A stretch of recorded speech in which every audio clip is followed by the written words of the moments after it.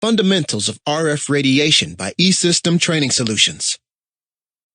This training course provides an explanation of RF radiation and the hazards associated with RF in the telecom industry.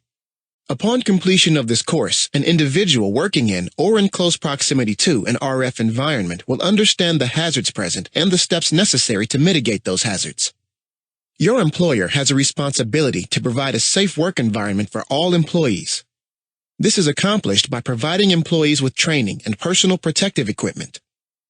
What do you know about RF and how the human body reacts to exposure? Chances are you've heard about it and the health effects associated with exposure. While short-term exposure to RF waves does have an effect on the human body, the only established adverse health effects associated with exposure in that frequency range from 3 kHz to 300 GHz is centralized tissue heating and nerve stimulation in the area of exposure.